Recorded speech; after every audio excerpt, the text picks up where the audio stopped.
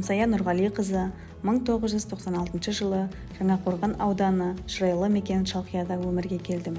Болашақтың алғашқы баспалдағы Алтын Ұям мектебім номері 86 орта мектебінде өтті. Мектеп қабырғасында оқып жүргенде ұстазым Бекжанова Асия математика пәніне деген қызығушылығымды оятып, сынып жетекшім Бердібекова Клара ұстазымның оқушыларына деген ынта-ықыласы, мамандығына деген сүйіспеншілігі менің де осы ұлы да ардақты мамандықты таңдауыма себепші болды. Осылайша Қызылорда қаласындағы Қорқыт Ата университетіне грантқа оқуға түсіп, математика бакалавры мамандығын қызыл дипломмен бітіріп шықтым. Университет оқып жүріп, түрлі ғылыми жобаларға қатыстым.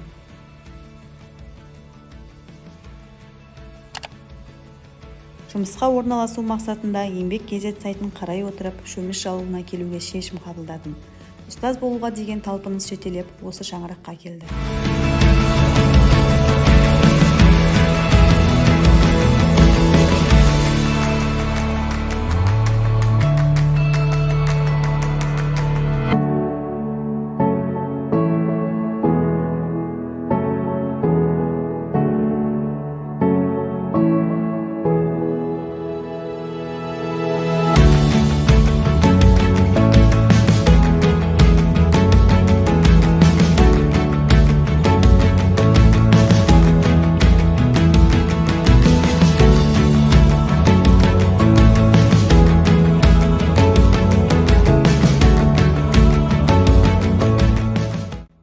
Жұмыс жасай жүріп, біліктілік арттыру курстарына қатыстым.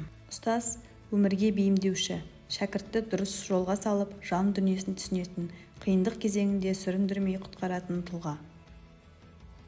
Ұстаз болу ардақтап ұрпаққамын. Білім атты егі ол гүл шоқтарын.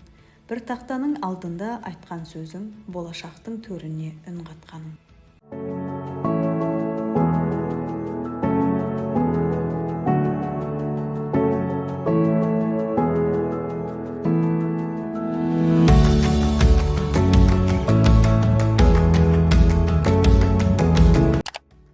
Жаңашыл ұстаз заман талабына сай үнемі ізденіс үстінде жүруі керек.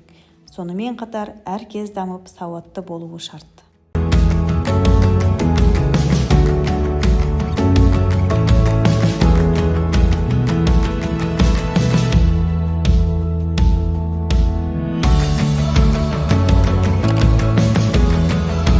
Бастауышты аяқтап, үлкен өмірге қадам басқан оқушыларды қанатымның астына алдым. Сыныбымда 16 оқушы дарым бар, көздерінде мөлдіреген жалын бар. Шықса деймін болашақта ішінен небір маман, дәрігерлер, ғалымдар. Ұстаз, тек қана білім берумен емес, жан-жақты болуы керек деп санаймын. Өзіммен қатар оқушыларым да осал емес. Мектепшілік, аудандық сайыстарда жүлделі орындарды иеленіп келеді. Осы жерде Бауыржан атамыздың орамды сөздері ойға оралады. Ұлағатты ұстаз дарынды оқушы. Яғни, ұстаз талантты болса, оқушы да талапты болады. Ұстазды көріп үлгі алады.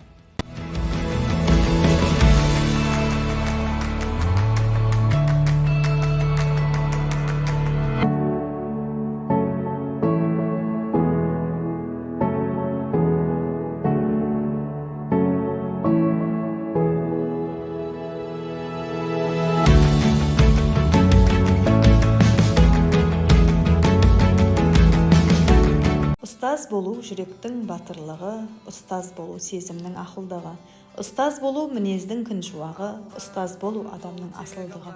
Жас маман ретінде үйренерім өте көп. Алдағы уақытта көптеген тәжірибелер жинау арқылы жақсы ұстаз болатыныма сенімім мол. Бір үйдің баласындай, бір дедімізді сақтай, жылжимыз сонда.